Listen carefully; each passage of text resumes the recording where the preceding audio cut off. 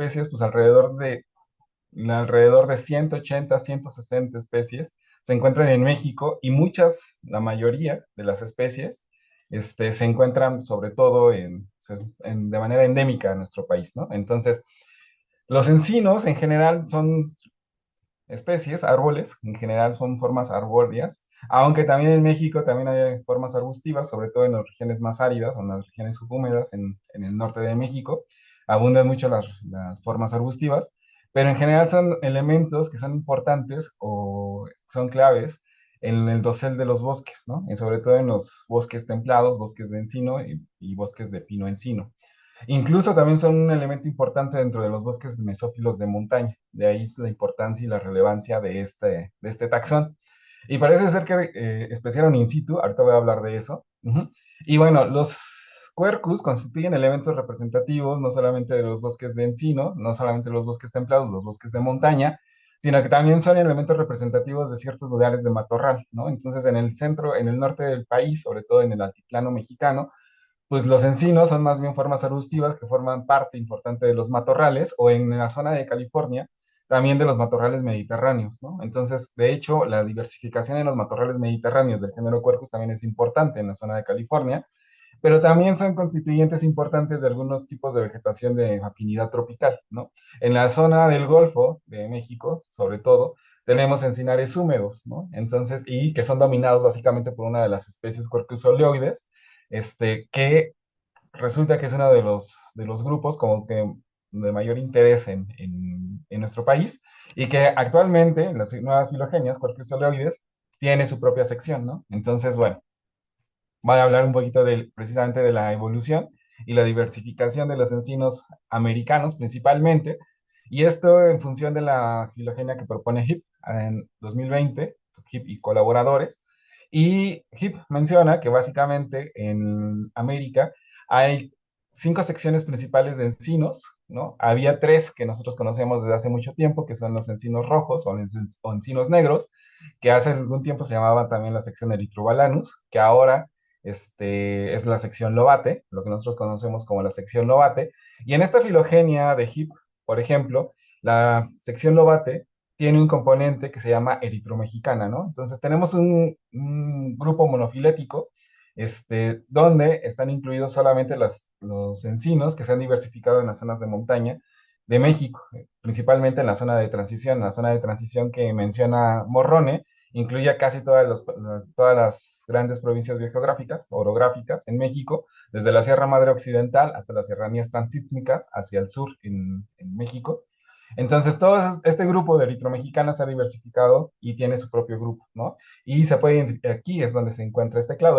El clado en amarillo es el que identifica la sección eritromexicana, bueno, perdón, al grupo eritromexicana dentro de la sección Lobate. Y tenemos a un grupo todavía más grande, que son los encinos blancos, ajá, que pertenecen a la sección Quercus en sentido estricto, y que también en México se han diversificado bastante y que también tienen su propio clado, ¿no? El clado de los leucomexicana, ¿no? Y bueno, y también tenemos aparte otras 2 secciones que son más pequeñas, tenemos otras 3 secciones que son más pequeñas, la sección Protobalanus, que son los encinos de copa dorada, son la sección Pontique y la sección Virentes, ¿no? Donde está Quercus. Esta sección Virentes generalmente no, está representada por encinos. El representante más importante es Quercus, que es un encino de zonas tropicales, ¿no? Que se extiende desde el Golfo de México, en Tamaulipas, hasta América Central. Y bueno, en la revisión de 2004, hace ya una revisión que ya tiene un poco más de tiempo, se establece que en México hay 160 especies de encinos. Ajá. En esta revisión que hace Susana Valencia en 2004, más o menos el número de especies entre las 2 principales secciones, que es la sección Lobate y la sección Quercus, eran más o menos equitativas, casi 80 especies para una, 80 especies para la otra. En este trabajo nosotros hemos encontrado como problemas para la asignación de las 80 especies de la sección Quercus y hemos encontrado una mayor cantidad de especies de la sección Lobate, ¿no? Entonces es algo bastante interesante, pero también algo que es fundamental, fundamental, es que las especies, tanto del clado eritromexicana como del clado leucomexicana, que está acá abajo, Las especies se diversificaron principalmente, o se han diversificado principalmente a partir del Plioceno, ¿no? Entonces tiene relativamente muy poco tiempo en que esos clados se han diversificado, y se han diversificado in situ, se han diversificado en las montañas mexicanas. Bueno, nada les voy a hablar en esta presentación, aunque hay 5 secciones principales del género. En esta presentación solamente voy a hablar de las dos principales, que son la sección Quercus y la sección Lobate, los encinos blancos contra los encinos rojos. Y bueno, nada más mencionarles de manera muy breve, ¿no? Los encinos blancos se caracterizan básicamente por la presencia de las bellotas, cuya maduración es anual, a diferencia de los encinos rojos, cuya maduración es bianual. Cada 2 años se maduran sus bellotas en los rojos. Tienen una nuez cuyo endocarpo es glabro, a diferencia de los rojos, que ahorita voy a decirles si tienen tomento. Las hojas que generalmente tienen márgenes enteros o dentados, y si tienen dientes son mucronados, es decir, la lámina de la hoja llega hasta la parte final de la vena secundaria que irradia a las hojas, ¿no? Tiene una corteza clara, generalmente gris o ¿cómo se llama? Grisácea, café, ajá. Y solamente en muy pocos casos tiene una corteza negra, ¿no? Lo más común es que estas especies generalmente se encuentran en zonas subhúmedas a zonas áridas, ¿no? Y este es el grupo donde se puede presentar tanto formas arbustivas como formas arbóreas, e incluso dentro de una sola especie se pueden presentar formas arbustivas y formas arbóreas, en este caso. Y el caso de la sección Lobate, la sección de los encinos rojos, como se lo estaba adelantando, tiene generalmente las bellotas maduran bianualmente. Entonces se tardan 2 años para que las bellotas sean funcionales, ajá, y puedan germinar. Y bueno, en el caso de la maduración bianual de las bellotas, solamente también tengo que decir que algunas especies de encinos rojos sí tienen una maduración anual. Generalmente son las especies que están en lugares más bajos, ¿no? En las zonas de montaña más bajas. Tienen una nuez cuyo endocarpo sí es densamente tomentoso, y sus óvulos tienen una placentación apical, ¿no? Las hojas tienen un margen entero, o bien pueden tenerlo también dentado, solamente que a diferencia de los encinos blancos, el margen dentado tiene aristas, es decir, la vena secundaria sobresale de la lámina de la hoja, ¿no? Y esa es una de las características más importantes de esta sección. Tiene una corteza que puede ser gris, a café oscuro o negra. Incluso las cortezas pueden ser rojizas, de ahí el nombre de eritromexicanos, ¿no? O de eritrobalanos, por ejemplo. Y generalmente estas especies se encuentran en zonas húmedas. Ajá. Entonces, hay una cosa muy importante. Entonces, desde hace mucho tiempo, en los estudios que hizo Zavala en 1998 y 1999, se menciona que hay una separación ambiental entre las dos secciones principales de encinos. Una de zonas más áridas, que son los quercus, o los encinos blancos, y una de zonas más húmedas, que son los rojos, o la sección lobate. Aquí me falta una disculpa, aquí todavía me falta una lámina, pero aquí lo que queríamos ilustrar es precisamente esto, de que hay una separación ambiental entre las especies. Entonces, para aquí faltan unas gráficas que permitirían ilustrar la separación entre la sección lobate y la sección quercus, no solamente en términos de precipitación, incluso también en términos de la distribución altitudinal de las especies, ¿no? Los encinos blancos en general tienen una distribución más amplia, ajá, pero en zonas más bajas de montaña, y mientras que los encinos rojos tienen una distribución más fragmentada y discontinua en las zonas altas de montaña, precisamente porque los picos son más irregulares, ¿no? Entonces, los encinos rojos tienen distribuciones o áreas de distribución un poco más pequeñas que las áreas de distribución de los encinos blancos. Los encinos blancos en general tienen áreas de distribución muy amplias, ¿no? Entonces, esta es una de las cosas también que es importante mencionar, aunque la sistemática de los encinos blancos nos están metiendo ruido actualmente, porque pareciera ser que hay una separación también, no tan fuerte como los encinos rojos, pero también hay una separación en algunas poblaciones, y pareciera ser que los elementos genéticos indican que hay especies que antes se consideraban de amplia distribución, más bien parecen ser grupos genéticamente diferenciados, ¿no? Dentro de los encinos blancos. Pero bueno, fuera de eso, la importancia de este trabajo es analizar los patrones de diversidad basados en algunos índices, principalmente en la riqueza, la rareza, el endemismo. Un endemismo que, debo reconocer, es un poco distinto a algunas aproximaciones que hicimos inicialmente, al recambio y a la riqueza filogenética de las especies, ¿no? Bueno, en este caso, de las dos principales secciones del género en México, que es Lobate y Quercus. Y la otra cosa es identificar como las áreas prioritarias a conservar, únicamente basados en estos índices, aunque todavía la propuesta de las áreas de conservación van a trabajarse muchísimo más porque hay muchas más criterios que no se han considerado actualmente, pero que son la base para los siguientes estudios, ¿no? Y también vamos a intentar visualizar la distribución de atributos morfofuncionales al final de este proyecto. En sentido estricto, quiero mencionar que nosotros hemos revisado, digo, los quercus es un grupo que tal vez a nadie le gusta porque son súper complicados, y cuya determinación se basa principalmente en caracteres foliares, ¿no? Eso es algo que ha dado mm, como resultado de tener un montón de sinonimias para las especies y de hecho uno de los trabajos de Bartolomeu en 2020, ajá, nos muestra que las sinonimias del género Quercus es brutal, ¿no? Entonces, debido a algunas, ¿cómo se llama? Variaciones que parecían ser como muy atípicas dentro de las poblaciones de encinos, nosotros se han descrito una cantidad impresionante de encinos. Sin embargo, a pesar de esto y a pesar de que no les gusta a las personas, hay un grupo de trabajo, sobre todo liderado por Susana Valencia y Silvia Romero, que han trabajado muchísimo a nivel estatal la taxonomía del grupo.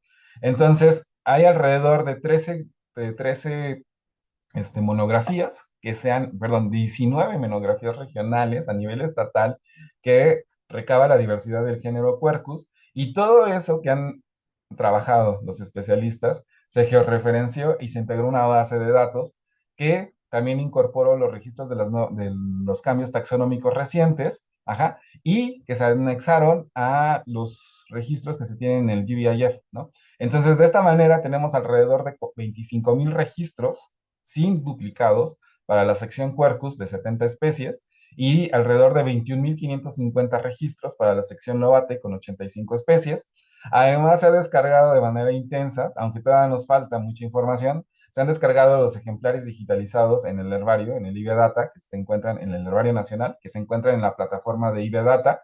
Hay más de 800 imágenes, de hecho, el dato ahorita actualizado son más de 1,200 imágenes que se han descargado de más de 155 especies de encinos a nivel nacional y que se tienen representantes de esos especímenes, ajá, desde que incluyen la mayor parte del área de distribución de esas especies.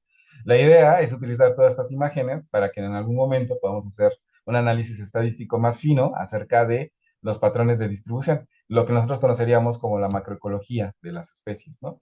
Entonces, esto es apenas el inicio de lo que nosotros estamos considerando y lo que vamos a hacer. Además, se están descargando imágenes del naturalista, porque curiosamente en naturalista también tenemos las épocas en que florecen y en que fructifican algunas de estas especies. Y estamos recopilando toda la información fenológica para poder ver cuáles son los patrones también fenológicos de nuestras especies a lo largo de su distribución y cómo van cambiando a partir del gradiente latitudinal en que se encuentra México. Bueno, de estos casi 46,000, 47,000 registros, nosotros incluimos entonces 5,000 georreferencias nuevas, ajá, con lo que nosotros podemos considerar que es una de las bases de datos como un poquito más robustas de la distribución del género.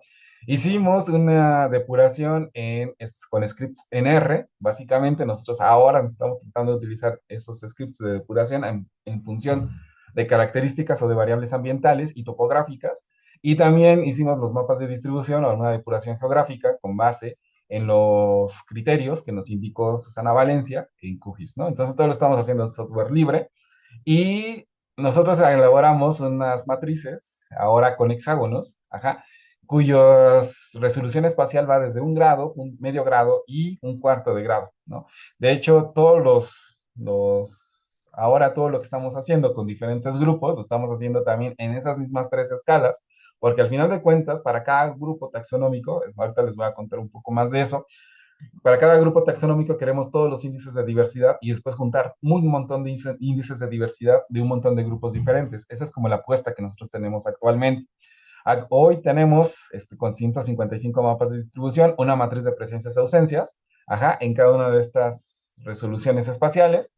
Calculamos la riqueza como el número de especies, calculamos un índice de rareza con los inversos de la distribución de las especies, sumamos, ¿no?, el número de áreas donde se encuentra una especie, el número de áreas lo dividimos, sacamos ese inverso de esa distribución y ese inverso que tenemos es lo que sustituimos en la matriz de presencias y ausencias. Los unos los sustituimos por los inversos de la distribución y obtuvimos un endemismo que dista mucho de, antes utilizábamos mucho el endemismo de Linder, el endemismo ponderado corregido de Linder, pero el endemismo ponderado corregido de Linder tiene muchos asegúnes cuando tienes pocas especies, y queda como resultados medios de pensarse, ¿no?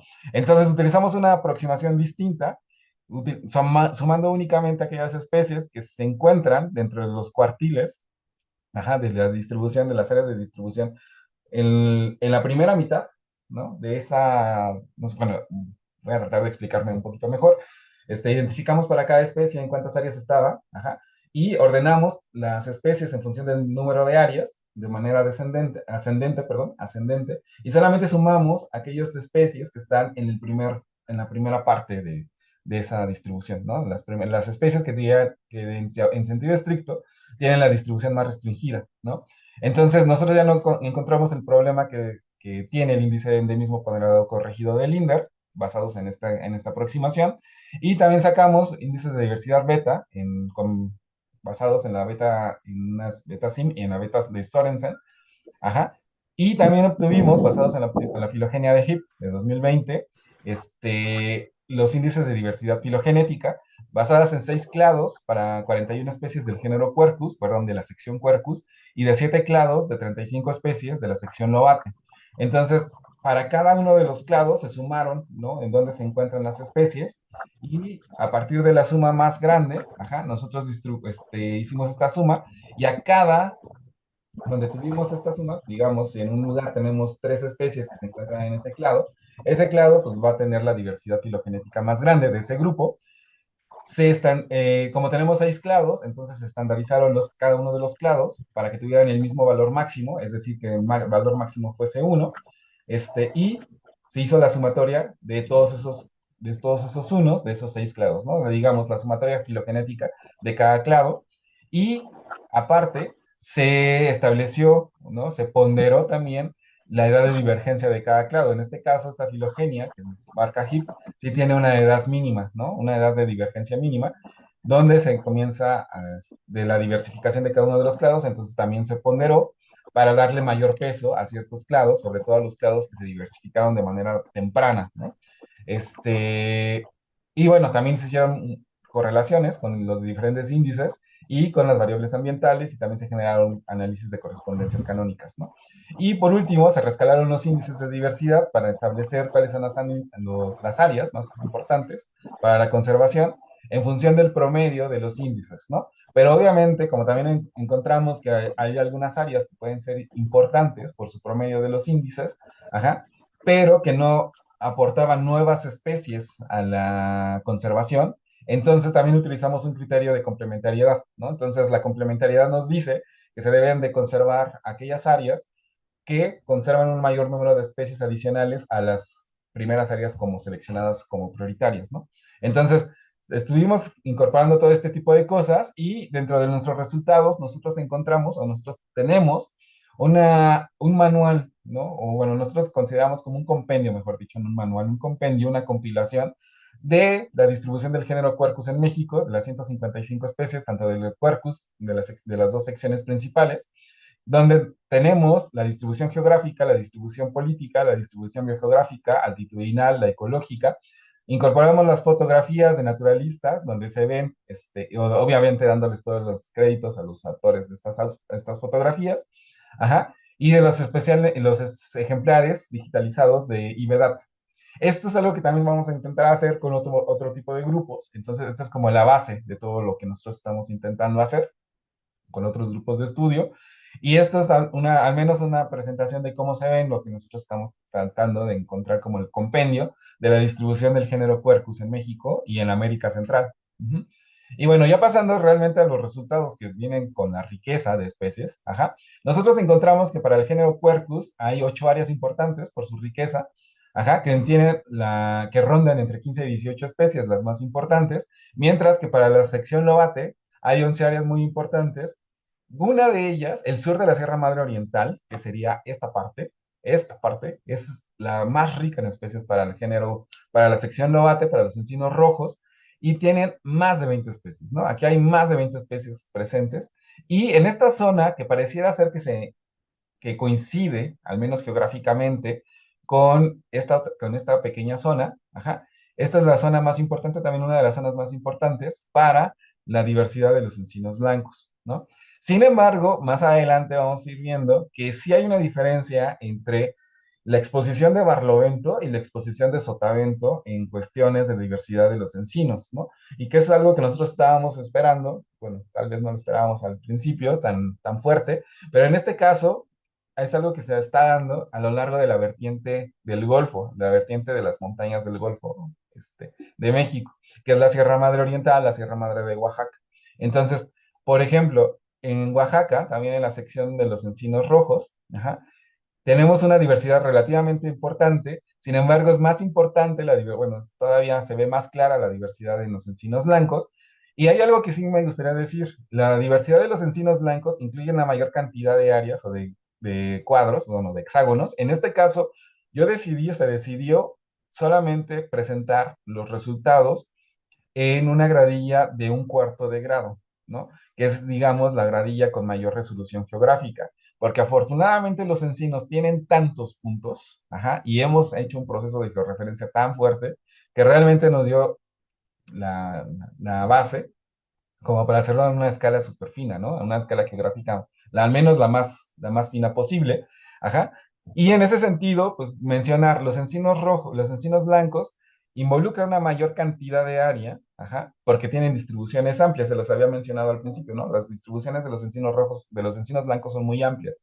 En cambio, si ustedes se dan cuenta, los encinos rojos tienen una distribución más pequeña, porque son más fragmentadas, ¿no? Son más fragmentadas, son más discontinuas, ajá, y se encuentran sobre todo en los picos más húmedos, ¿no?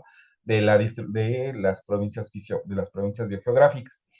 Entonces, esto es algo importante para mí y que yo creo que va a ser una de las cosas más trascendentes para este trabajo. En las cuestiones de rareza, entonces sobresale para los encinos blancos la sierra plegada. La sierra plegada es una de las sierras que sobresale sobre todo para nosotros, sobresalían los encinos rojos, pero en términos de endemismo. Ajá.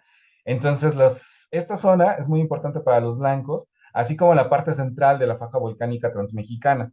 Acá se han descrito especies como diversifolia, cercanas a diversifolia, pero en particular se ha descrito una especie actualmente que se llama Quercus purépecha, que pareciera ser que es un aborto del sí, ¿no? Es una especie que pareciera realmente una plántula de encino y que tiene un crecimiento rizomatoso, ¿no? Entonces es una especie que actualmente se describió apenas hace unos meses, salió publicada.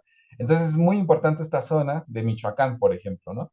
Y sobresale también la Sierra Madre de Oaxaca y las sierras de madera, las sierras maderas del Carmen en Coahuila, ¿no? Que están limitando con Texas, ¿no? Están cercanas a Texas. En el caso de de los encinos rojos, si se dan cuenta, hay una mayor cantidad de áreas, ¿no? Sobresale aquí el occidente de la faja volcánica transmexicana, que limita también con la Sierra Madre del Sur, ¿no? Que son las serranías occidentales de Jalisco, desde el Tuito, en las zonas bajas, hasta el Cuale, en las zonas más altas, Talpa de Allende. Uh-huh.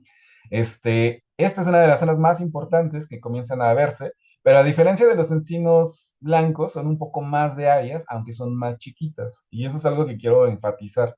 Las áreas más importantes para la rareza y la riqueza de especies de los encinos rojos son más pequeñas, pero son más, ¿no? O sea, son más a nivel, están repartidas desde la Sierra Madre Occidental hasta la cordillera de Talamanca en Costa Rica. Y en el caso del endemismo estricto, pues nuevamente solamente afinamos más lo que ya hemos visto en la rareza, ¿no? Entonces siguen siendo menos áreas importantes, pero insisto, comienza a distinguirse muy bien la Sierra Plegada, el centro de la faja volcánica en la zona de Michoacán, la Sierra Madre de Oaxaca, y también es importante la parte de las sierras de Guatemala.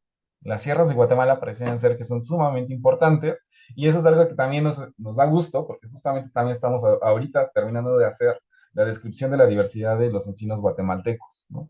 Y en el caso los lobate, pues si se dan cuenta, pues es lo mismo, es más o menos el mismo patrón, ajá, de, que encontramos en la rareza. Entonces, se logra ver y se logra visualizar que si necesitamos más cantidad de especies, más cantidad de áreas para, en el endemismo, ¿no? Estricto de los Lobato. Entonces, comparando los índices de diversidad entre los Lobato y los Quercus, pues nos damos cuenta de algo. Si hay un cierto sobrelapamiento, sí, no lo vamos a negar, si hay cierto sobrelapamiento entre la riqueza, por ejemplo, lo que se está viendo aquí es la riqueza de los Lobato contra los Quercus. Sí hay cierto sobrelapamiento, pero no es el sobrelapamiento completo. Y los encinos blancos, de manera particular, se encuentran más en la superficie de sotavento, en la ladera de sotavento, es decir, donde ya no hay tanta humedad, ¿no? Y los encinos rojos son particularmente importantes en la superficie, en la ladera de Barloventos, donde tenemos mayor humedad. Entonces es algo que no nos sorprende, porque así es así como nosotros esperaríamos que fuese. Entonces pareciera ser que sí coinciden de manera geográfica, pero ya a nivel ecológico pareciera ser que no coinciden del todo. Y eso es lo mismo que se repite también en el este de la zona del cofre de Perote y la zona del Pico de Orizaba, en los límites de entre la faja volcánica y la Sierra Madre Oriental, pasa básicamente lo mismo, es más húmedos, donde tenemos mayor cantidad de especies de encinos rojos, y en los lugares más adentro de la cuenca, digamos, tenemos mayor cantidad de especies de encinos blancos. Lo mismo en la parte ¿cómo se llama? De Oaxaca, ajá, donde ¿cómo se llama? La diversidad crece muchísimo en la zona de la Sierra Madre de Oaxaca, pero sobre todo hacia la zona que lleva al valle de Tehuacán, Cuicatlán, ¿no? Entonces esto es importante de mencionar, ¿no? Y estos cuadritos que se ven aquí son los cuadritos de un grado que se utilizaron en 2011, hace 14 años, para analizar la distribución de los encinos de la sección Lobate, ¿no? En un artículo que se publicó en el American Journal of Botany. Y pues nos damos cuenta que pues, no estábamos tan errados, ¿no? Simplemente estamos afinando las cosas. A mayor resolución geográfica, mayor precisión en los resultados, ¿no? Y bueno, lo podemos ver también en el caso de la rareza, y lo que sí es que en el caso del endemismo, como lo calculamos, el endemismo en sentido estricto, como lo calculamos en aquella ocasión, pues sí, sí tiene una diferencia significativa y debido a que realmente el endemismo actual, como lo tenemos nosotros calculado, sí es muy diferente. Y bueno, hicimos un análisis también un análisis estadístico de la diversidad, y identificamos algunas cosas. Pareciera ser que la riqueza de, de especies, básicamente, pues se ve o tiene una relación negativa sí, una correlación negativa con la estacionalidad de la temperatura. Entonces tenemos mayor cantidad de especies donde hay menor estacionalidad, ¿no? Tenemos menos especies donde hay mayor estacionalidad en la temperatura, es decir, hay más diferencias entre la estación fría y la estación cálida, por ejemplo, ¿no? Y algo que sí nos interesó y nos gustó muchísimo, pues es que al final de cuentas, pues tenemos una correlación bastante fuerte, ¿no? En función de los índices de diversidad, en función de la variación de la precipitación. Entonces, donde tenemos un lugar donde tenemos muchas variaciones en la precipitación, tenemos mayor cantidad de especies. ¿Por qué? Porque pues tenemos especies que van a estar en zonas con mucha precipitación y especies que están en zonas con poca precipitación, ¿no? Entonces, todos los asteriscos que se ven aquí, pues son básicamente o tienen que ver con la variación en las variables ambientales, ¿no? Entonces, la variación es algo que es sumamente importante, la heterogeneidad topográfica, la heterogeneidad climática, en ambas secciones es importante, ajá. Entonces, esto también me parece que es algo que también tenemos que rescatar. Y nada más también mencionar que la riqueza de Quercus, por ejemplo, se explica más bien por la estacionalidad de la temperatura, mientras que la riqueza de los Lobate, si se dan cuenta, está muy separada de toda la riqueza de encinos, ¿no? Entonces, nosotros sí podríamos asegurar, bueno, casi podríamos asegurar, que las condiciones ambientales juegan un papel fundamental, ¿no? Para determinar la riqueza tanto de los encinos rojos como de los encinos blancos, ¿no? Y vean, todas estas características, pues son las características que favorecen principalmente a la riqueza de los lobatos.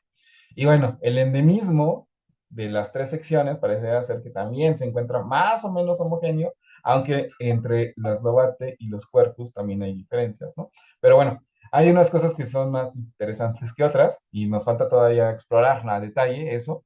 Y con respecto al recambio, nosotros en las líneas más gruesas, nosotros identificamos cuáles son los lugares donde hay mayor recambio de especies, entonces donde la composición de especies se ve notablemente diferente, y esto está entre las zonas que están en la meseta de Coahuila, todas las zonas aisladas que están en la meseta de Coahuila, con respecto a todas las demás regiones montañosas en México, ¿no?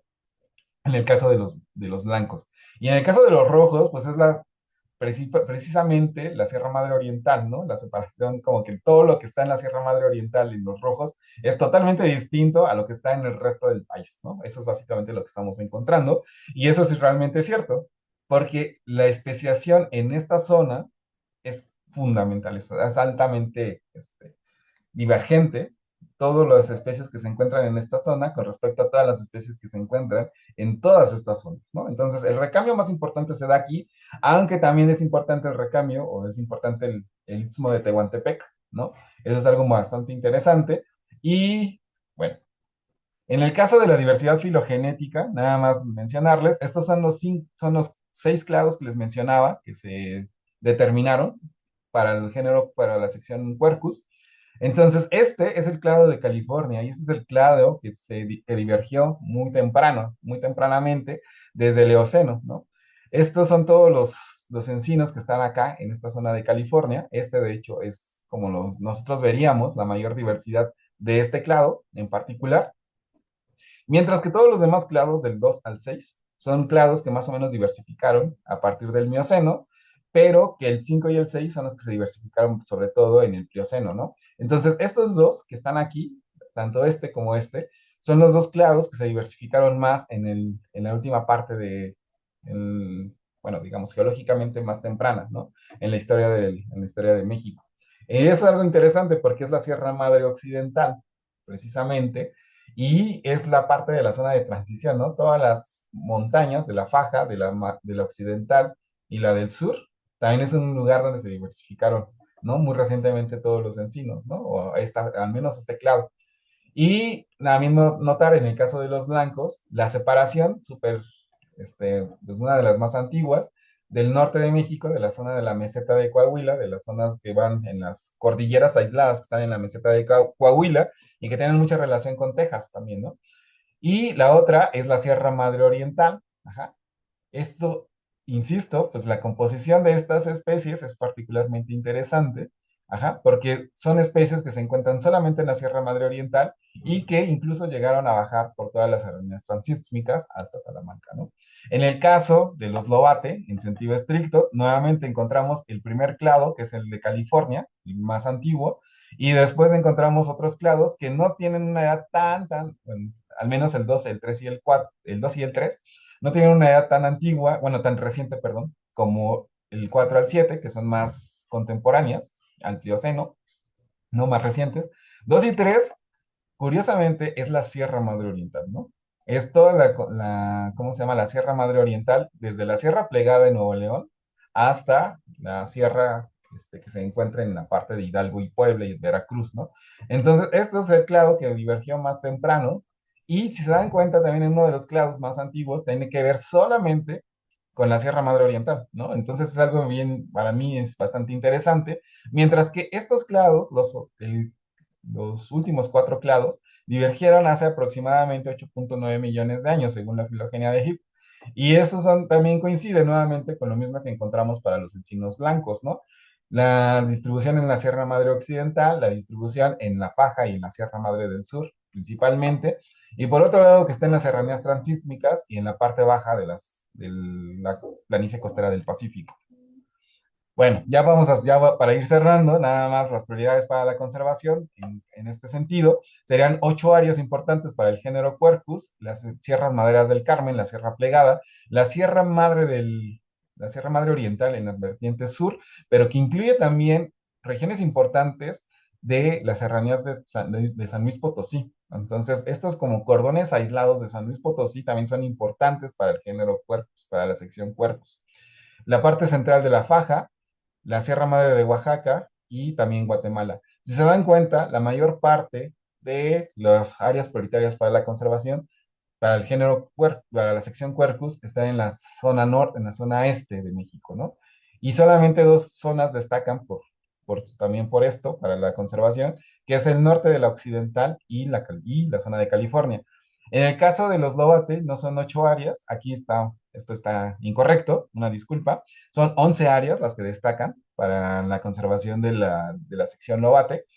Entonces, son áreas mucho más pequeñas, tal vez, si nosotros lo comparáramos con todo esto, son áreas que son más pequeñas, más restringidas, y es la Sierra Madre Oriental en la vertiente sur, la Sierra Madre Oriental en la vertiente norte, dos puntos de la Sierra Madre Occidental, la región del Mezquital y la región del Palmito y Pueblo Nuevo, en una zona de, digamos, la zona más extrema del norte de mesófilo, con presencias de mesófilo o con características de mesófilo.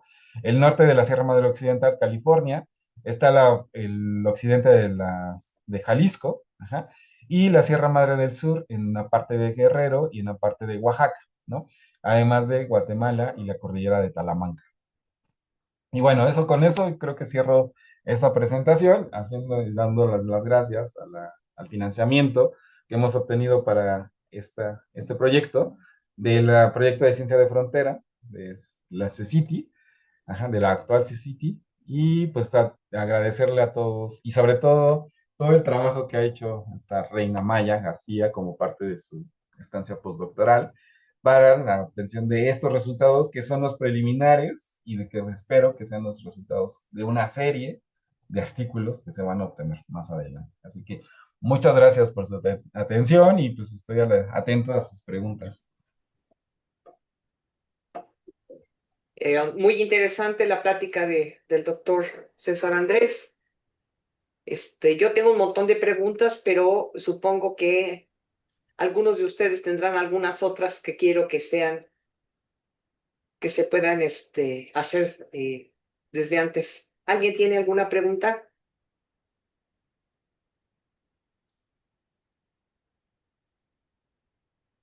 Están mudos. Chicos, anímense. Yo nada más un comentario para nuestros estudiantes que están aquí del taller, que vean cómo es un trabajo bien interesante donde se aplican cuestiones básicas. eh, Cuando uno comienza a hacer biografía, desde que uno comienza a mostrar, digamos, los puntos sobre un mapa, comienza a detectar los patrones de distribución, ¿no? Entonces, vean cómo es bien interesante eso de comenzar a detectar los patrones. A mí me llama mucho la atención porque hemos hecho algunos trabajos de biografía de géneros de bosque templado. Sí, tenemos por ahí un par de publicaciones y algunas de las zonas que nos salen con mayor riqueza de estos géneros de bosque mesófilo coinciden mucho con algunas de las zonas que aquí César nos está mostrando con, con este trabajo, ¿no? Entonces, a veces, digamos, hacer aerografía, que es algo básico, ¿no? En todo trabajo pues, se ve como algo relativamente trivial, pero da mucha información, ¿no? Entonces, y si lo combinan ya con este otro tipo de información, como es la información filogenética, pues digamos que la información que se da es muy grande, ¿no? Eh, yo quisiera hacerle una pregunta a César como básicas, en el sentido de cómo ve la sistemática de los encinos en México, en cuanto al conocimiento, ¿no? Como qué tanto realmente tenemos conocido, ¿no? En cuanto al número de especies, porque se presta a mucha controversia, ¿no? Del género. Es otro, la otra pregunta es, pues tiene que ver también con cuestiones, recientemente acaba de salir un trabajo de nomenclatura, ¿no? Para los encinos. Me llamó mucho la atención porque este señor que lo sacó, trabajaba primero con el género de plantas que trabajamos aquí en el laboratorio y ahora está trabajando con encinos. Entonces, ¿qué nos puedes decir de eso, César? Sí, Otón, gracias. Pues mira, la primera es que lo que les mencionaba al principio, tal vez de la charla, es de que nos hemos dado cuenta, bueno, los estudios que se han hecho actualmente, sobre todo con estas especies de encinos blancos que tienen una distribución súper amplia, ajá, han dado como luz, están empezando a dar mucha luz acerca de una separación de las de especies, ¿no? Estas especies generalmente son consideradas como especies, no quiero decir como especies basura, ¿no? Pero es a lo que nos hacemos, a lo que hacemos referencia con esto, es de que hay algunas especies que son como medias difíciles de diagnosticar y que tienen características como similares, entonces todo lo agrupan en una sola cosa, ¿no? Los estudios que han hecho actualmente de genética y sobre todo con una visión de taxonomía integrativa, ¿no? Algunos estudiantes de Susana Valencia, como por ejemplo Morales Saldaña y Oscar de Buen, lo que han estado identificando es que estas especies como de amplia distribución de los encinos blancos realmente están comenzando a divergir, ¿no? O sea, son como linajes evolutivos que están divergiendo. Entonces, más bien no es una sola especie, pareciera ser que tal vez no, o tal vez no están totalmente descritas o a detalle.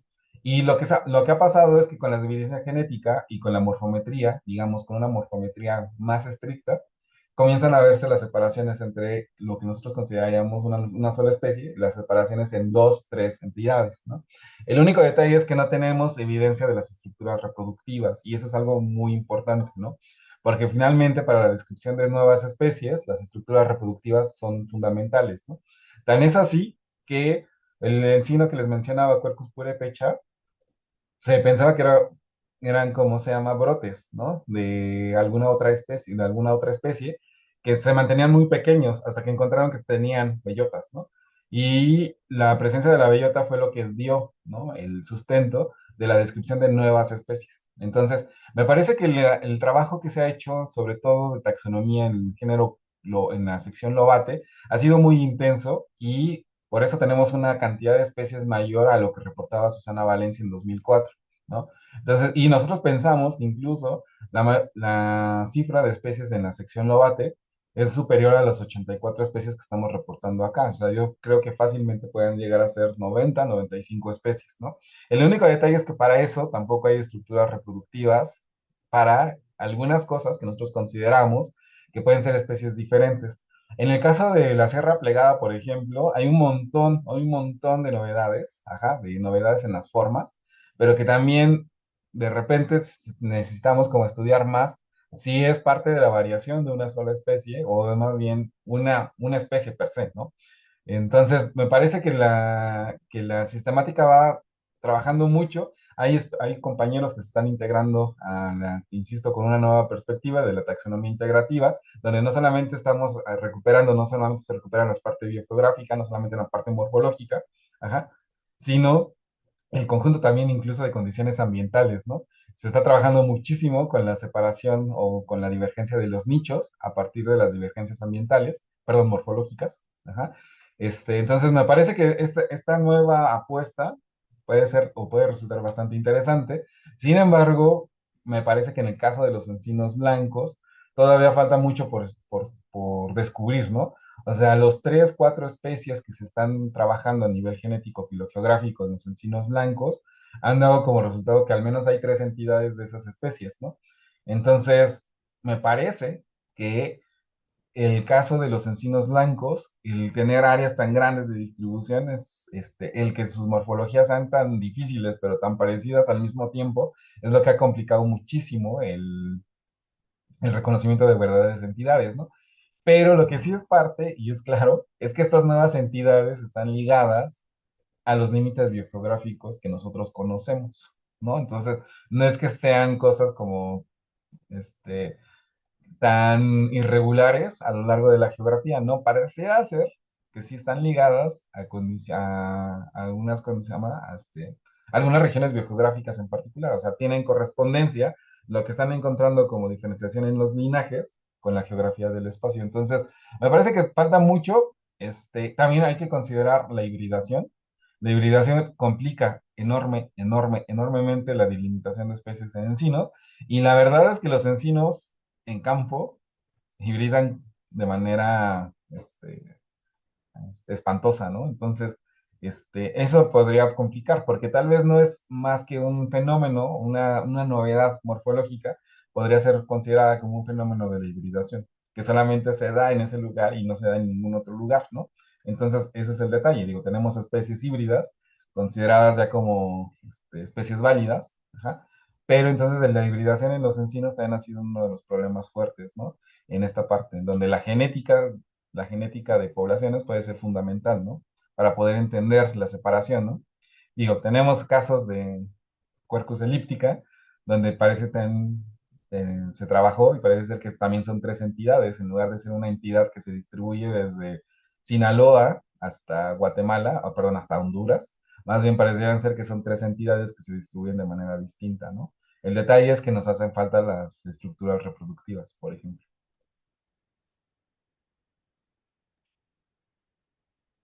Gracias, César. Este, sí, Tengo y una yo creo, perdón, yo creo que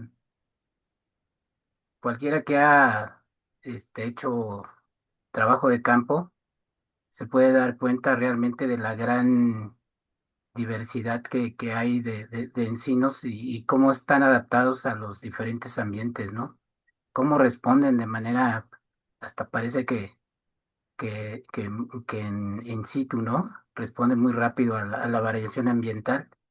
Digo, basta con ir a esa parte del norte que tú estás marcando ahí de Baja California, los chaparrales, ¿no? La vegetación de chaparral, donde predominan, pues también una especie de encino ahí que es muy abundante. Y, bueno, tiene un tipo de clima muy peculiar, ¿no? A veces se le denomina como Mediterráneo, ¿no? Y, y puedes encontrar también, digamos, encinares ahí al ladito de los matorrales, ¿no? En los lomeríos o en los lameríos de las selvas bajas o hasta a veces, encinares disfrazados de selvas altas, ¿no? A nosotros nos ha tocado ver ahí en Veracruz, San Luis Potosí, de repente, tipos de vegetación que parecen una selva mediana ahí, alta y todo, pero ya te acercas y realmente son encinos, ¿no? Entonces, es realmente sorprendente, ¿no? Toda la adaptación que llegan a presentar los encinos. Este, le tiene una pregunta aquí la doctora Isolda. Doctora, Sí, de nuevo te pregunto, bueno, yo tengo un montón de dudas. Hemos estado trabajando de manera independiente a ti con el doctor Lexinium García con los encinos del norte, que son los de Tamaulipas y Nuevo León. Y nos ha dado, Lexinium insiste en que hay un montón de especies diferentes a las que taxonómicamente se han reconocido últimamente, sobre todo las como te decía, Otón de Bartolomé y Almeda, ¿no? Que es completamente una clasificación que se tiene actual, pero que no está bastante alejada de la realidad, al parecer de mucha gente, ¿no? El caso es que yo te preguntaría, vas a trabajar, tienes que trabajar con entidades taxonómicas. ¿Qué sucede, por ejemplo, con todo esto del norte, por donde el doctor Lex dice que hay muchas más de las especies que se supone que hay para el norte? Además, veo que no tienes muchas, sobre todo con los encinos rojos, muchas, grupos no se determinan zonas de conservación en el mero norte, en Nuevo León y en Tamaulipas. ¿Qué estará pasando allí, César? ¿Es que tus bases están incompletas? ¿Que que todos estos registros no los tienes? ¿Qué sucede? A mí esto me llama mucho la atención porque nosotros encontramos que estas zonas de Tamaulipas y de Nuevo León son un área de divergencia de estos encinos, ¿no? Entonces, ¿qué opinas tú? Sí, doctora. Pues mire, yo la verdad estoy de acuerdo en que es una zona importante en la cuestión de los encinos, porque justamente con la diversidad filogenética nos dimos cuenta que las especies de la sierra plegada en particular, son especies que se separaron muchísimo, con muchísimo más tiempo del resto de las provincias, o del resto de las comunidades de encinos, del resto de las especies de encinos. Y se ve luego que realmente hay una separación importantísima, ¿no? El detalle es de que sí, no estamos, y no estoy tan de acuerdo, no estamos en ese sentido con esta Susana, de que, insisto, pareciera ser que cualquier variación en algunos morfos sea equivalente a una especie nueva, ¿no? Sobre todo porque muchas de estas variaciones están como en zonas muy, muy, muy geográficamente restringidas. Y eso da como idea de que tal vez si están restringidos, más bien un proceso que está dándose en ese lugar en particular. Y también valdría la pena preguntarse cuáles son las especies que están parecidas a esas novedades, ¿no? Porque tal vez si hay muchas especies parecidas que están, que están muy cercanas a ellas, pues entonces hay mayor probabilidad de que realmente sea una variación de ellas en una parte de la hibridación y no una especie como realmente, ¿no? Establecida, ¿no? Como tal. Entonces, bueno, a mí en lo particular se me hace como interesante la sierra plegada, siempre me ha parecido importante. Y de manera interesante, yo sí quiero mencionar que en el caso de nosotros, pues sí tenemos dos áreas prioritarias para la sierra plegada, ¿no? En el caso, y son dos sierras, son dos zonas como muy interesantes en la diferenciación de las dos secciones, porque nosotros podríamos pensar que la sierra plegada en su conjunto es muy importante para las dos secciones, pero no. La sección Quercus, más bien pareciera ser que es más importante en la parte norte de la sierra, que es donde precisamente hay mayor aridez en la zona, y es en la parte de la ladera que está más al interior del Nuevo León, ¿no? En la parte más interior de Nuevo León y Coahuila, ¿no? Es esta la parte norte, es la que es más importante para la sección Quercus, mientras que para la sección Lobate, más bien es la parte sur. Y es curioso porque pues en la parte sur es donde llega la mayor cantidad de humedad, es donde delimita la humedad, es donde está el cielo, por ejemplo, la reserva del cielo allá en Tamaulipas, y que tiene que ver con los lugares donde hay mayor humedad, e incluso donde se reportan la presencia de lo más parecido a los mesófilos, ¿no? En Butano, en algunas regiones de Aramberri, en Galeana también, ¿no? Es Montemorelos, perdón, Montemorelos. Entonces, dentro de ese punto, nos parece que sí es muy relevante, porque sí es interesante para nosotros, de hecho, desde la diversidad, la riqueza, no es particularmente importante para los Lobate, y voy a decir por qué. Porque los Lobate tienen como las distribuciones más discontinuas, ajá, entonces no necesariamente en un solo punto van a estar todas las Lobate, ¿no? Hay pocos puntos que tienen esa como peculiaridad, como el Cerro del Potosí en Nuevo León, ¿no?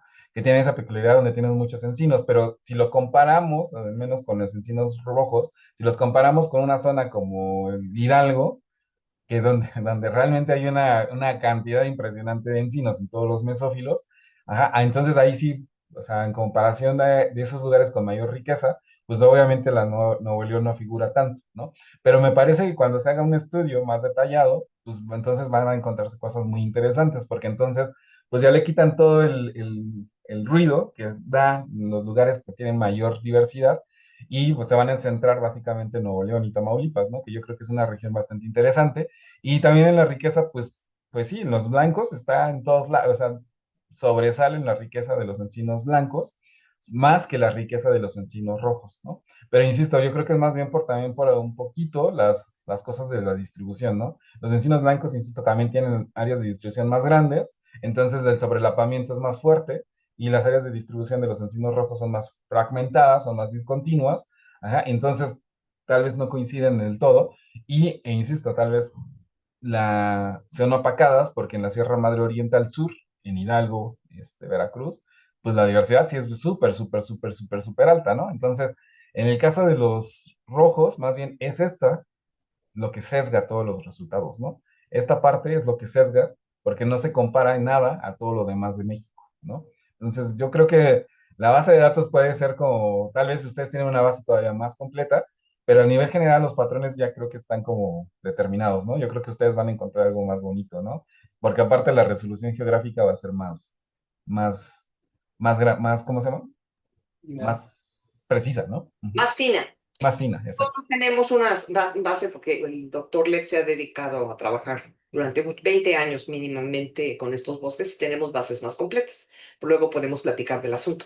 Te felicito por tu trabajo, está padrísimo. ¿No hay más preguntas de otras personas? Parece que no, doctora. Bueno, entonces le voy a Sí, a preguntar. mí yo solo una cosita más de ahí, me llama mucho la atención, digamos, sobre todo estas zonas, porque es las que también hemos trabajado ya hace muchos años, lo que es la parte sur de la Sierra Madre Oriental, ¿no? Esa parte de Hidalgo, Puebla, Veracruz, San Luis Potosí, Querétaro. Toda esa parte, hemos hecho algunos trabajos también para ver patrones de riqueza con diferentes géneros y consistentemente nos sale como una zona muy rica, ¿no? Obvio, digamos que en la sistemática de varios de estos géneros, pues hace falta bastante trabajo, ¿no? Este, digamos, hablando de géneros como magnolias, tenstruemias, cletras, ¿no? Todos estos géneros característicos de la vegetación templada, de la vegetación húmeda. Pero digamos, aún así nos llama mucho la atención eso, ¿no? Y ahorita viendo también tu trabajo, lo que nos estabas mostrando, pues consistentemente también se repite con estos encinos. ¿Qué tendrá esa zona, César? Hola, Otón, pues mira, esa es la pregunta principal que nosotros queremos resolver también. También mencionarles, ahorita con lo que tal vez exponga Mateo, se van a dar una idea, pero ahorita estamos trabajando con 5 grupos diferentes que se consideran como de mayor diversificación en las zonas montañosas de México. Y me parece que lo que estamos encontrando en diferentes grupos es algo muy consistente también, ¿no? O sea, no solamente ya tú lo mencionabas con Tenstromia, con Magnolia, ¿no? Que son característicos más de mesófilos o de zonas más húmedas, pero también incluso lo estamos encontrando con otros grupos, ¿no? En particular con helechos también, que lo estamos también trabajando ahorita con los helechos epífitos. Y pues, ahorita creo que con Mateo se va a ver un poquito también el efecto con las tilancias, ¿no? Pero sí, la cosa es aquí, o sea, la pregunta es, ¿qué está pasando ahí? No tengo la respuesta exactamente, la respuesta exacta. Sin embargo, yo creo que la precipitación es una de las cosas fundamentales que van a estar ahí presentes, ¿no? Digo, me sorprende mucho porque Oaxaca, aunque sí también es una de las zonas más importantes, sobre todo en el Pífita se ve todavía más claro eso, ajá, en la Sierra Norte de Oaxaca, en la Sierra Madre de Oaxaca, o como la podamos identificar, pero aún así el nivel de endemismo no es tan alto, al menos, o tal vez no esté tan estudiado taxonómicamente hablando de algunos grupos, la parte de Oaxaca, pero aún así es muy relevante la parte de la Sierra Madre Oriental y no estoy del todo seguro, pero en el caso de nosotros que también estudiamos en Jalisco, pues parece ser que tiene que ver con algunos límites en las distribuciones de componentes bióticos, ¿no? Este, yo pensaría también que en esta zona también hay como limitantes en los componentes bióticos. Los blancos, pues ahí es donde convergen especies que están en la zona del altiplano, en la zona de la Sierra Madre y en la zona de la faja volcánica, ¿no? En particular ahí hay algo y ha habido, yo creo, circunstancias a lo largo del tiempo que han favorecido que las especies en algunos momentos expandan y que actualmente, aunque se retraen un poco, no pierden tanto su área de distribución, ¿no? Entonces eso podría favorecer también incluso la divergencia, ¿no? En esas especies. Y en cambio, y en el caso de los encinos rojos, pues es lo de la Sierra Madre Oriental, lo que tiene que ver con la Sierra Madre de Oaxaca y la faja como tal, ¿no?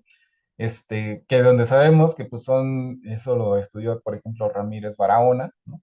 Como estos ciclos de cambio en la parte climática, ¿no? A lo largo del tiempo y sobre todo en las últimas glaciaciones del Pleistoceno, ajá, han servido para que las comunidades expandan sus áreas de distribución y después se retraigan. Y en la retracción es donde comienzan las divergencias, por ejemplo, ¿no? Entonces me parece que el juego del clima ha sido uno de los factores más importantes, pero es el juego del clima a lo largo de millones de años, ¿no? No solamente de unos cuantos años, ¿no? Porque pues la idea de divergencia de estos lugares, pues comenzaron de darse mucho más tiempo, ¿no? O sea, como hace como 10, 12 millones de años. Entonces han sido muchos millones de años de esos que han sufrido estos cambios de expansión y contracción de las poblaciones, pero tal vez contracciones no tan alarmantes como para perder como para perder especies como completas, ¿no? O comunidades completas, pero sí lo suficiente o lo suficientemente de retracción lo suficientemente fuerte para que la divergencia comience, ¿no? Y la divergencia, pues es lo que va a ser el motor más importante, ¿no? De la evolución. Entonces, yo creo que más bien va por ese sentido, y yo creo que ahora sería como interesante ver qué pasa con algunas especies que están como en esa parte, que coinciden, y compararlas con el resto de las especies como en términos filogenéticos, ¿no? ¿Qué es lo que pasó en ese sentido, en esas especies? Y es la divergencia de esas especies comparadas con otros lugares para tratar de entender, ¿no? A nivel general cómo se ensamblan las comunidades, ¿no? Y también entender una cosa, las biotas evolucionan juntas, ¿no? Creo que hoy más que nunca se puede dar cuenta uno que no es de que una especie evolucione, ¿no? De manera independiente a otra, sino que es un conjunto de especies la que evoluciona con otro conjunto de especies, ¿no? Y es muy cierto lo que dices, ¿no? Está interesante, creo que hay mucho trabajo ahí, ¿no? Mucho trabajo por hacer en muchos aspectos. Bueno, no sé si alguien quiera hacer algún comentario, alguna otra pregunta. Una última pregunta, Sara. Eh, con respecto ahorita mencionaste cómo este nuevo acercamiento, bueno, el que utilizaste tú, corrige un poco de los principales problemas que se vienen manejando con el endemismo ponderado, ¿no? Y porque los valores como los toma Linder hace mucho tiempo, mm, pues tienen muchas críticas, ¿no? Normalmente cuando se hace este tipo de análisis con los endemismos, pues viene luego la lluvia de críticas, ¿no? Y a pesar de que es un análisis que se sigue utilizando y que seguimos utilizando para muchos grupos, pues arrastramos esos pequeños detalles que no atendemos y no se han atendido a través del tiempo. Entonces, esta parte que comentas me parece muy interesante porque, pues al menos nos ayuda a solventar esa parte, ¿no? Que es muy problemática, ¿no? Es interesante para que los chavos lo vean, porque a mí me da mucho la impresión de que deberíamos buscar siempre corregir esos pequeños detalles para que los análisis cada vez reflejen más fielmente lo que nosotros queremos que nos enseñen. Sí, Julio, nada más bueno, nada más como comentario adicional. Es que es increíble, ¿no? Que algunas cosas, como un lugar que tiene dos especies, de repente sobresalga más que en lugares que tienen como 20 especies, porque pues, de esas 20 especies, 5 son de distribuciones muy restringidas, pero como son tantas especies, ajá, cuando tratamos de quitar el sesgo según de la riqueza, pues de todos modos cometemos otro sesgo, ¿no? Y eso es algo muy equivalente al turnover, ¿no? O sea, también el recambio de especies, la beta diversidad también es muy importante, es muy sensible ante estas cosas, ¿no? Ante una reducción o un número de especies muy pequeño, comparado con otro lugar que tiene un montón de especies, pero que por el número de especies, pues precisamente se van perdiendo algunas cosas, ¿no? Entonces yo creo que también ha habido como cambios en algunos índices, tal vez valga la pena también comenzar a hacer estudios, sobre todo, enfocados precisamente solamente en ese aspecto, ¿no? ¿Qué tan útiles son bajo bajo diferentes panoramas, los índices, y cuáles son como la forma de poderlos este, a- atacar, ¿no? O cómo podemos corregir esos sesgos, ¿no? Y eso es algo que a mí siempre me ha interesado, ¿no? Entonces, de hecho, tampoco mencioné, pero también hubo una corrección de los índices de diversidad beta, ¿no? Porque también eran unos índices brutales, ¿no? En lugares que realmente no deberían de estar, ¿no? Y es precisamente porque pues dos especies contra todas las demás, pues hacen que todo se pueda hacer, como se llama, con una diversidad beta bastante grande, ¿no? Porque tal vez de esas dos especies, en muchos lugares cercanos, solamente una de esas se encuentre en esos lugares y hace que esto en particular sea súper relevante, más que las que tienen muchísimas cantidades de especies, ¿no? Entonces, sí, es algo que también, bueno, me parece que con la beta diversidad se ha trabajado muchísimo más, pero sí falta por ahí también trabajarlo con el endemismo, ¿no? Como tal, ¿no? Esta es una aproximación muy sencilla, yo creo que podría haber algo más interesante, ¿no? O algo muchísimo más robusto, matemáticamente hablando.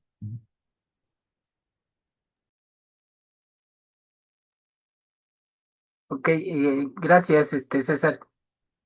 Si no, Si no, ya no hay ningún comentario o pregunta al respecto. Hernán, ¿quieres decir algo, Hernán?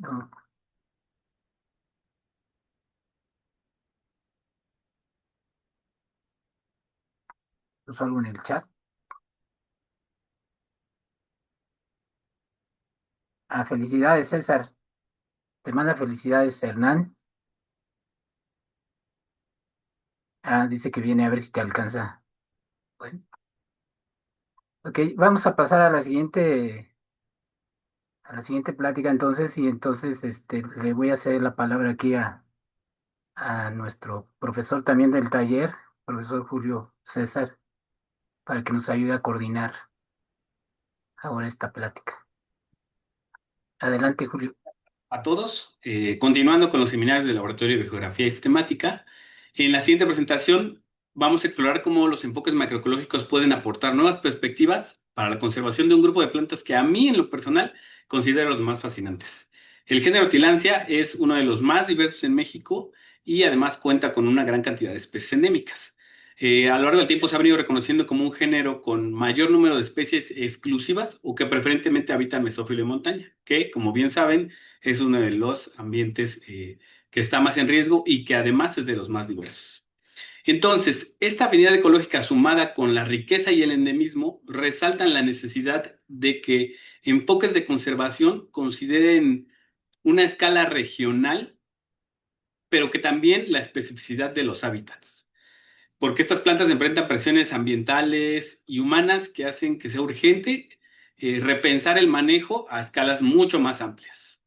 Entonces, la persona que nos acompaña hoy ha venido trabajando en este tema con una mirada más integradora y recuerden que los seminarios que se están dando consideran tanto la diversidad biológica como los patrones ecológicos, pero a gran escala, ¿no? Esto es clave para generar propuestas de conservación.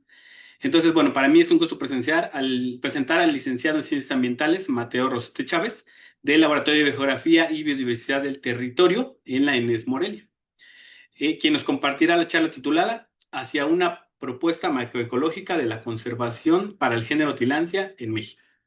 Sin más preámbulo, les cedo la palabra. Muchas gracias, ¿qué tal? Pues es un gusto estar aquí presentándoles este trabajo. Bueno, voy a comenzar compartiendo la presentación.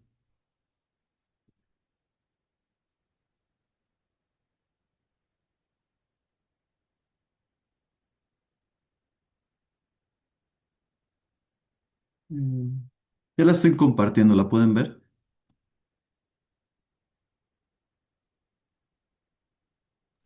Sí, sí, se De acuerdo, gracias.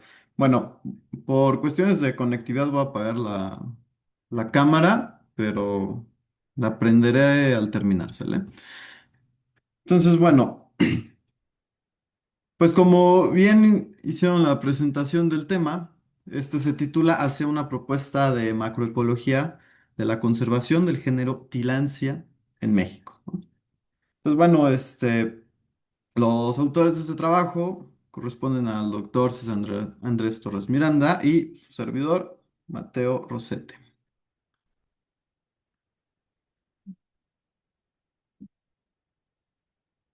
Listo. Bueno, a manera introductoria, el género Tillandsia es uno de los 58 géneros dentro de la familia Bromeliaceae. Y este género surge en el escudo de Guayana hace 19 millones de años. Es que es esta parte del norte de Sudamérica. Sin embargo, la radiación hacia el resto de América ocurrió hace 15 millones de años, ¿no? Correspondientes al Mioceno. Las plantas, se caracterizan por ser acaules, como se muestra en esta imagen, con escapo, que es esta estructura, y generalmente son epífitas, aunque también existen las formas de tilancias rupícolas. Los frutos son en cápsula y sus semillas son plumosas. Tilancia, este género cuenta con alrededor de 560 especies en toda América y solamente se encuentra en América, de las cuales 200 especies pertenecen a México. Bueno, esta cifra va a variar dependiendo de los autores y la mayoría son endémicas, ¿sí? y habitan pues en ecosistemas tropicales y templados principalmente. Más adelante veremos que también existen en otros ambientes. Y bueno, dentro de ser epífitas, existe una gran diversidad morfológica, como se los represento en estas imágenes, ¿no? Por lo tanto, esta diversidad morfológica da pie a que existan distintas relaciones ecológicas. La primera, pues viene siendo con el hospedero, que generalmente son árboles de los ecosistemas donde se encuentran. Otras de las interacciones, pues muy resaltadas, pues es la polinización con estas especies, ¿no? Que se lleva a cabo mediante aves, insectos y murciélagos. Y también se han reportado especies de artrópodos y de insectos, así como de aves, depredando frutos y semillas de estas especies del género Tillandsia. Además, sí cuentan con un valor cultural y económico, este último punto, con respecto a algunas especies, ¿no? Que, bueno, diversas especies son utilizadas en medicina tradicional, en actividades de tradiciones y también incluso unas son comestibles, ¿no? Y bueno, y toda esta diversidad morfológica que son llamativas, que son vistosas, que tienen que ver con relaciones del ser humano, pues es lo que les da las principales amenazas, ¿sí? Los principales riesgos hacia este género, que es el saqueo, este, y la destrucción del hábitat principalmente. Bueno, el objetivo de este trabajo es identificar las áreas geográficas de mayor importancia para la conservación del género Tillandsia en México y América Central, considerando índices de riqueza, rareza y endemismo estricto,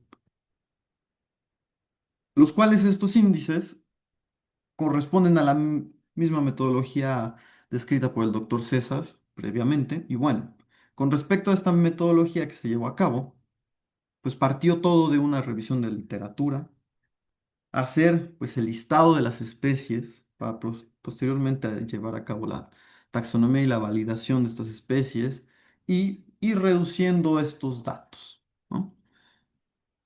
También se realizó una descarga de los registros y de ejemplares digitales en distintas plataformas. Y mediante softwares de uso libre, se realizaron bases de datos, depuración de filtrado de estos datos, extracción de información ambiental, análisis de diversidad, geoprocesamiento y bueno, se obtuvieron mapas de distribución y diversidad. En este caso, con respecto a los geoprocesamientos, los análisis, los mapas, se utilizaron unidades de análisis como gradillas de hexágonos, con las dimensiones de un grado, medio grado y un cuarto de grado. A manera de resultados, de una matriz de datos brutos se obtuvieron alrededor de 280.000 registros de las tilancias correspondientes a 240 especies. Posteriormente a un filtrado que se hizo con respecto a variables ambientales, nicho ecológico y todo esto. Y también, muy importante, reducir la redundancia de los registros, ¿sí? De registros muy juntos, ¿sí? Entonces, bueno, esto correspondió a un resultado de tener 32.000 registros correspondientes a 176 especies. Bueno, y esta reducción tan drástica de los 240 a 176 corresponde a la validación, ¿sí? De nombres, que muchos sean sinonimias. Entonces, esos registros se agruparon en el nombre validado, ¿no? Y además también los taxas infraespecíficos se redujeron pues a solo un nombre de especie como tal. Pero bueno, de estas 176 especies, 128 de ellas son endémicas, que representa el 72% de las especies presentes en México.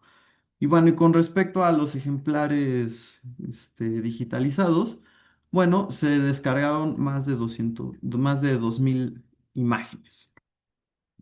Y bueno, esta es así una representación burda de los 32.000 registros y los vamos a ir viendo a detalle, disectándolos, ¿no?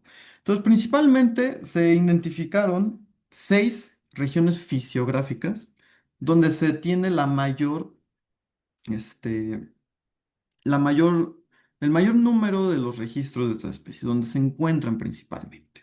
Y en orden de relevancia, pues el primero es la Sierra Madre de Oaxaca. Consecutivamente, la Sierra Madre del Sur, la planicie del Pacífico, la depresión del Balsas, el eje neovolcánico y el sur de la Sierra Madre Oriental. Y bueno, en esta gráfica lo que les muestro es el número de los registros de las 176 especies a lo largo del gradiente altitudinal, ¿no? Entonces vemos que las encontramos especies con, por ejemplo, con distribuciones restringidas a la altitud, otras que son muy, muy amplias. Lo mismo pasa con esta parte de la temperatura. Y además, con respecto a la precipitación, ¿no? Que son variables ambientales muy importantes con respecto a los organismos. Y en este caso, pues son planos, ¿no? Entonces, bueno, entonces vemos el mismo patrón que a lo largo de un gran gradiente altitudinal tenemos especies que son restringidas de altitudes, de precipitaciones, de temperatura, así como unas que tienen una muy, muy amplia distribución. Y bueno, con las gráficas anteriores, pues nos damos cuenta de más o menos dónde pueden estar estas especies, pero aquí les muestro aquellos tipos de vegetación en los cuales se encuentra la mayoría de la diversidad de este género, que principalmente son en zonas montañosas y boscosas, como en la presentación se mencionó.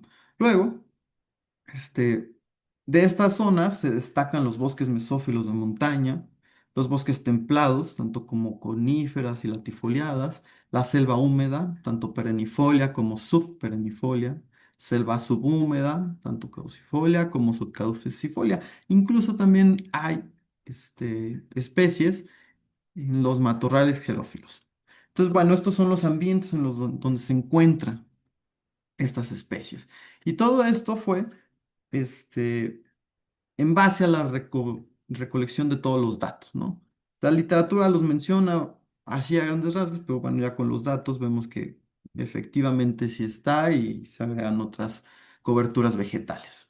Bueno, con respecto aquí a los resultados, les muestro un mapa sobre la riqueza del género de tilancias en México y Centroamérica.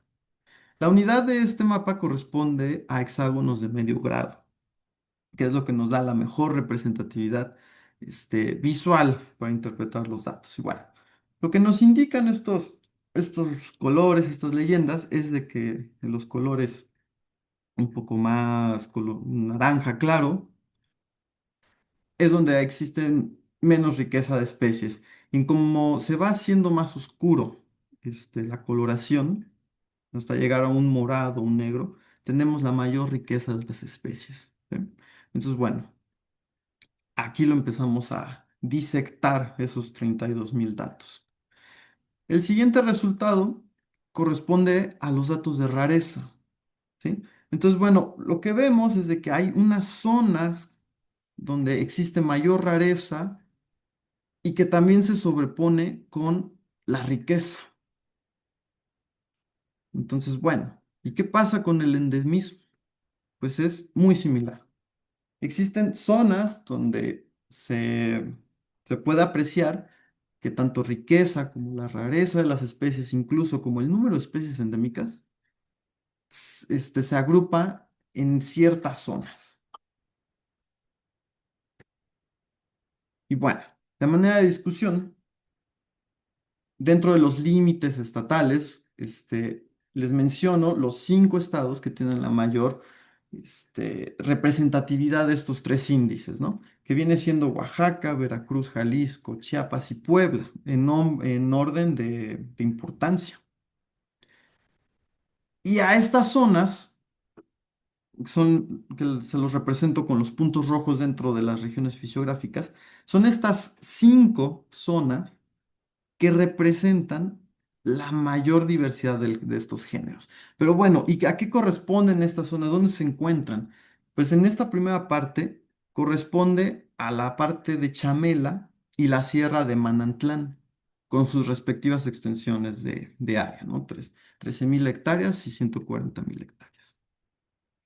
El siguiente punto viene siendo la Sierra de Juárez, que este es indiscutiblemente uno de los centros más importantes para la conservación de este género, que tiene una extensión de alrededor de 400.000 hectáreas, pero solo en la parte sur es donde se concentra toda esta importancia de los índices de diversidad, ¿no?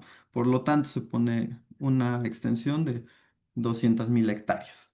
Bueno, la siguiente parte, pues viene siendo la Sierra Sur de Oaxaca, con una extensión de unos 150.000 hectáreas. Otra de las áreas prioritarias para la conservación, pues viene siendo un conjunto de regiones montañosas que pertenecen a la cuenca del Cañón del Sumidero, a los Altos de Chiapas y San Cristóbal de las Casas. Y esta región montañosa tiene una extensión de unos 150.000 hectáreas, ¿no? Y bueno, y el otro punto que ya está en Guatemala, pues corresponde a la Sierra de las Minas, con una extensión de 150.000 hectáreas. Estas son las 5 regiones donde se encuentran la mayor diversidad del género. Y bueno, a manera de conclusión, el 72% de las especies de las tilancias en México son endémicas. Entre 4 y 5 regiones montañosas, las cuales les acabo de presentar, se encuentra representado el género Tilancia. En estas zonas se encuentran los más altos grados de riqueza, rareza y endemismo del género. Y bueno, en una extensión de aproximadamente 500.000 hectáreas se puede conservar más del 90% de la diversidad del género, que en términos de número de especies hay cerca de los 160 especies, ¿no? Con sus respectivos taxas intraespecíficos, ¿sí? Tomando en cuenta un dato total de las 176 especies. Entonces, bueno, no queda más que aquí las referencias y bueno, dar agradecimientos a la UNAM, a la Inés Morelia, a la CECITI, al Programa de Ciencias Básicas de Frontera y bueno, al laboratorio del cual parte toda esta idea de macroecología y en la cual se va trabajando. La idea final pues es enrobustecer este trabajo de las tilancias hasta un grado como el que se acaba de presentar con respecto al género Quercus. Y bueno. No queda más que agradecer por su atención y preguntarles si tienen algún comentario, alguna pregunta. Muchas gracias. Muchas gracias por tu presentación, muy interesante. Es el primer estudio que veo de este tipo biogeográfico del género y me parece que es un avance muy bueno. ¿Alguna pregunta para el licenciado? Para el biólogo, más bien. Julián, Hola, muy buenos días. Felicitaciones por la charla anterior y por esta también. Yo tengo una pregunta por pura ignorancia. Bueno, me presento, soy profesor acá en la Universidad Autónoma del Estado de Hidalgo. Y en el caso de las tilancias y de muchas otras especies de bromelias, tienen una fauna asociada, ¿no? Muy particular. Yo principalmente estoy interesado en el grupo de los miriápodos y he encontrado varias especies asociadas a bromelias.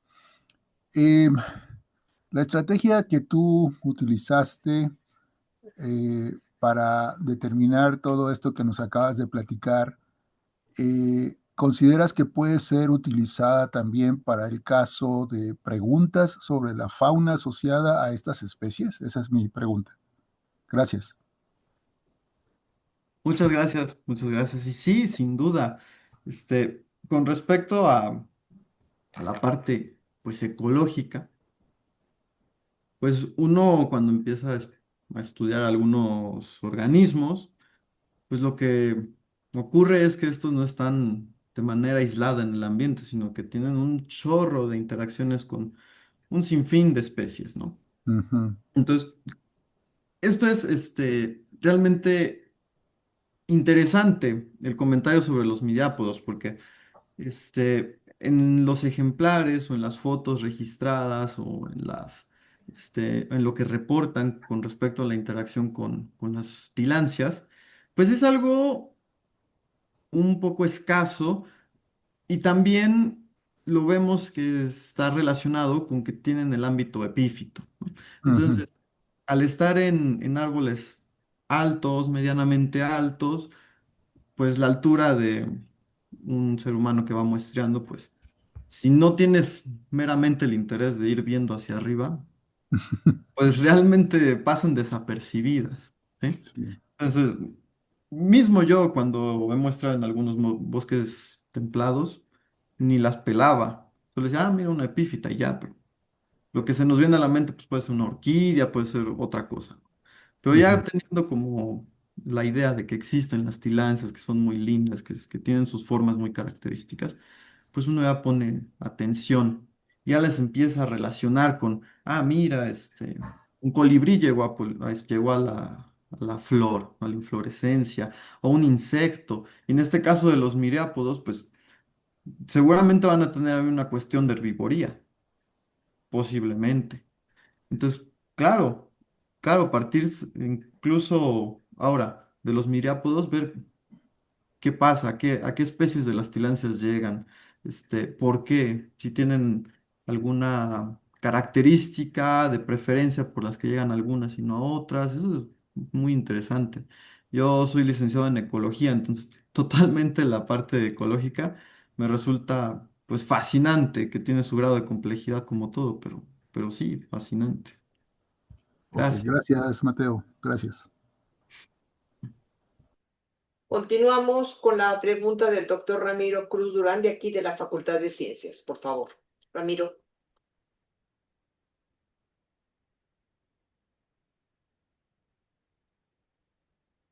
Ramiro, ¿me escuchas?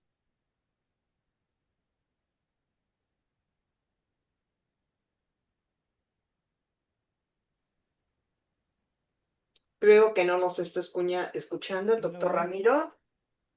hola. Ah, ya, ahora sí, habla un Ah, ya, poquito es que más. sí me está fallando aquí el micrófono, pero ya. Buenas tardes. Gracias por la oportunidad. Miren, me parece muy interesante este tema. Eh, lo que me llamó la atención, de hecho, es que no había escuchado por lo que entendí, utilizaste el método de gradilla tipo hexágono. Sí, correcto. Ah, muy bien, es que eso me parece interesante. ¿Por qué utilizar este tipo, digamos? Bueno, la decisión por utilizar ese tipo de gradilla, porque bueno, anteriormente se han utilizado cuadrículas o círculos, por ejemplo. Lo que hemos visto es que esta estructura de un hexágono, como aquí, se ejemplifica, es que se adapta muy bien a la figura de México y de sus respectivas regiones fisiográficas. Al usar cuadrículas, pues los puntos, las esquinas y todo esto, tiene un poco de ruido con respecto pues a las formas topográficas que tienen estas regiones, ¿no? Entonces, los hexágonos se utilizaron porque se ajustan más. Se puede ver aquí en esta parte sur del país o en esta parte de la península de Yucatán, o también en esta parte de la sierra, ¿no? Dentro del Golfo. Como no hay mucho sobrelape, no se sobresalen estas figuras tanto, sino que se ajusta bien a la figura de nuestro país. Y bueno, en este caso, yo les presento los mapas de una gradilla de resolución de medio grado, porque las de un grado completo, al tener pues algunos pocos registros de las tilancias con respecto a otros géneros, pues se puede llegar a sobreestimar estos índices, tanto de riqueza como de rareza y el endemismo. Y con respecto a la gradilla más fina, la de un cuarto de grado, pues por los mismos, el mismo número bajo de los registros, son muy chiquitos y visualmente es un poco difícil entenderlo. Entonces uno tiene que hacer zoom para ver una, no sé, por ejemplo, la región centro del país. Y luego volver a quitar y volver a hacer zoom para la región de Centroamérica. Entonces, bueno, la de un cuarto de grado, visualmente se aprecian mejor los resultados. Y bueno, esas son las razones por las cuales se utilizaron esta metodología. Ah, muy bien. Y ya una segunda pregunta. Adelante. Eh, Mencionaste todo esto interesantísimo de los endemismos y obviamente la riqueza de especies, ¿no? ¿Tú a qué atribuyes este éxito de, bueno, de las tinlancia en esos lugares de endemismo? Bueno, esos sitios de endemismo. ¿Será que están acompañadas de otras especies? Porque por lo que entendí, la mayoría son epífitas, ¿no? Sí, correcto. ¿Tú qué piensas? ¿A qué se deba ese éxito en esos sitios en particular? Bueno, la primera parte que nos surge como posible explicación a todo esto, pues claro, son las vegetaciones a las cuales están asociadas. Son vegetaciones en las cuales, en este tipo de regiones donde coinciden los endemismos de las tilancias, pues también existen altos endemismos de otras especies, ¿no? En este caso, que las tilancias generalmente se encuentran en árboles, aunque también en arbustos y esto, pero predominantemente en árboles, pues claro, debe de existir ahí una relación entre huésped y hospedero, la cual hasta el momento se desconoce si especies de tilancias prefieren un tipo de corteza, un tipo de especie de árbol en las cuales están asociadas. ¿Sí? Este, Esa sería la primera parte, que sí, el endemismo este puede estar asociado con la vegetación donde se encuentran las especies, que les permitió, mediante pues, las condiciones ambientales, climáticas en estos casos, porque son ecosistemas pues, húmedos, o sea, desde templados hasta muy húmedos. Entonces, esto es una característica de las 5 zonas prioritarias para la conservación, que tienen todo esto, ¿no? Además, pues también la orografía, la topografía del relieve, pues tiene que ver. Al ser epífitas, pues ellas están arriba y dependen de lo que pasa en el aire, de lo que pasa con el sol, por ejemplo. Entonces, esta cosa de las orientaciones en zonas montañosas, ya sea de las laderas, norte, sur o esto, seguramente también tiene algo que ver. Lo cual, pues también se desconoce, es información muy puntual, que al momento no se conoce como tal. Y bueno, la otra pues es justamente esta parte de las cuestiones ambientales, porque en las regiones áridas, a pesar de que sí existen en ecosistemas de matorral xerófilo, pues vemos que la abundancia es distinta en los ecosistemas húmedos, así que estas condiciones ambientales deben de estar jugando un papel muy importante en esta diversificación del género para llevar a cabo la especiación y tener pues estos endemismos, ¿no? Bien, gracias. A usted, gracias. ¿Tenemos alguna otra pregunta para el licenciado en ecología? Ya vi que no eres biólogo, sino que vienes de una carrera que se llama licenciatura en ecología. Sí. ¿Alguna otra pregunta? Pues excelentes las presentaciones del día de hoy. Nos da mucho gusto que podamos ahondar en el conocimiento de los taxones de este tipo de vegetación del bosque mesófilo de montaña mexicano. No sé si tenemos algún anuncio que hacer más, doctor Otón Ayala. No, doctora, ninguno, no sé, alguno de los estudiantes del taller quisiera hacer algún comentario. Estuvieron muy... Muy callados. Exacto. No, ninguno. Ninguno. No, pues ya solo agradecer aquí la participación del licenciado en Ciencias Ambientales, es el nombre correcto, ¿no? Sí. Licenciado en Ciencias Ambientales, Mateo Roset. Del doctor César Torres, le agradecemos mucho. Con el doctor César Torres hemos trabajado muchas cosas de hace años. Entonces, y digamos que es orgullosamente salido de aquí, de este semillero. Entonces, nos da mucho gusto, mucho orgullo ver que ya tiene un grupo de trabajo, ya es un jefe de grupo de trabajo. Entonces, este, felicidades, César. Muchas gracias. Gracias, doctora. No sé, finalice ya. Tiene su micrófono apagado. Agradecemos mucho su asistencia. Finalizamos la sesión del día de hoy. Muchas gracias. Hasta luego. Adiós. Gracias.